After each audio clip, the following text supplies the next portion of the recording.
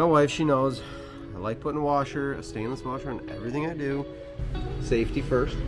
That's what they say, right? It's not third. Safety third. Hey, it's Tom from Tom's Toons. Today our project is going to be moving this entire transom and motor back. So we've already stripped the boat down. The deck board, it was, if you can picture this, I'll post a picture of the boat before from behind so you can kind of get an idea. Maybe it's similar to your boat.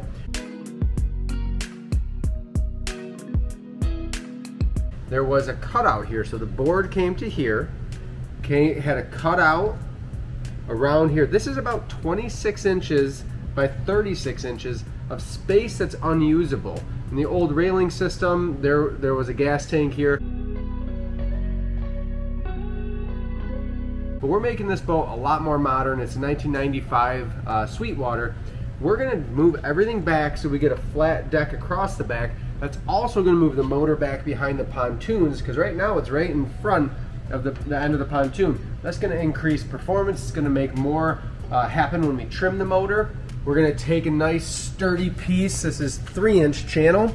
This is some structural 3-inch, so it's very, very strong the whole way through. This will be our last cross member. But this is where we're starting. We've got the motor unhooked from the steering and control cables. We're gonna lift it off, put it onto a motor cart. Corey and I lifted the motor off. I've got all the big bolts out. Believe it or not, it's just basically 4 or 3/8 inch bolts that are holding it on. So this one, it's being held on right now by a few extra screws. I'm gonna drop those off. It's pretty lightweight. We'll get this out of here, and then I can take my angle grinder, go ahead and chop off. This is all one welded structure. We're gonna chop that right off.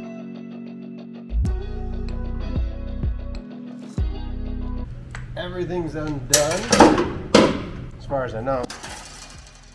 Transom's out. I can now get rid of this, run the new one. I've already got the hardware out on each of these. You can always look at this kind of structure.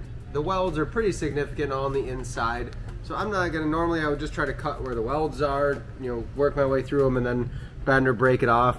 But this one's really well held together, which makes sense. It was a structural piece. So instead of trying to mess with that and potentially cutting into this big support beam or cross member, I'm just gonna leave myself a couple inches. It's not gonna be in the way, it's not gonna hurt, but I'll cut it back here, leave myself space, and then we'll get rid of this whole piece on both sides. Safety first.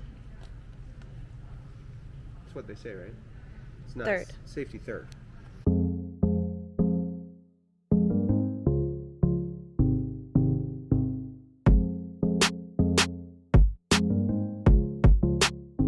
I went ahead and I clamped on this 3-inch seat channel, big structural piece. Clamped it in place. It turns out I get exactly 3 inches on each, 3 1/16 on each side. And then underneath there's already holes machined into the support here. So what I did is I went in with a Sharpie, made my mark in all 4 spots. I can then unclamp it, flip it over,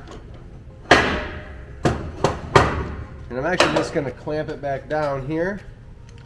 We're gonna run a 3/8 inch bolt, so a 3/8 inch hole through, and then we'll use a nylock nut and a washer on each side. We'll get this nice and secured so we can get the transom right back on.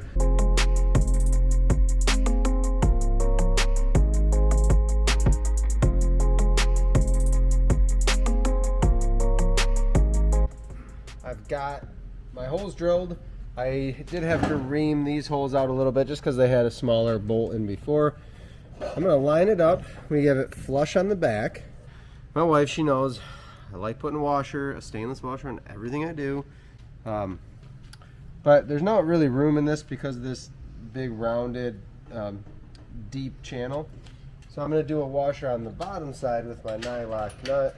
And I'm going to go through and just go ahead and stick my bolt through in all of the spots that I drilled out.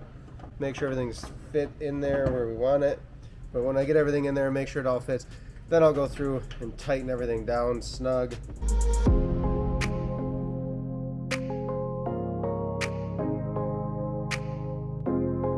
We're going to tighten these down. Again, 3/8 inch bolt means a 9/16 head. Got a ratchet for underneath where I'm going to get better access. I'm going to go through and just repeat the same process for all of these nuts and bolts. And then we'll get to the transom. We've got our transom now clamped on. What I'm going to do is measure about 642 times each side to make sure I'm as square and even as possible. We'll run the same 3/8 inch bolts up through our transom into our cross member. This transom was about 16 inches back from the back cross member. We're going to have a little bit of deck space before the railings start because the goal is to be able to walk around the whole back of the boat, make it a more modern layout. So we did move this forward a little bit because we have room that we're not going to tilt the motor into the railings in the back. We went with 14 inches. That, all it does is gives us more strength, more structure, getting the load closer to the cross members. I'm going to measure this up. We'll get it set, and then the way I approach is I'll take my drill from the bottom and run my hole through the transom and the cross member. That way I can get a bolt in it, a bolt with a washer on the bottom side coming up through, tighten everything down with a nylock, stainless everything always. And one thing to remember, we moved this back pretty far. We're redoing this whole boat, so we do have some play, but you might run into a case where you have to replace your shift throttle cables and or your steering cables. Those aren't super cheap. That's a couple $100 in parts that you might have to add, but just remember that when you're moving the motor back, those cables are gonna have to move with it. This is essentially the finished project for now. We're gonna lift the motor back on, and then we'll show you before we're all done, we'll show you what it looks like when we get the deck and vinyl on, so you can kind of see the reference and the change. Again, we'll show you the before and after pictures of where it used to cut all the way up. Picture this. The motor was hanging about here.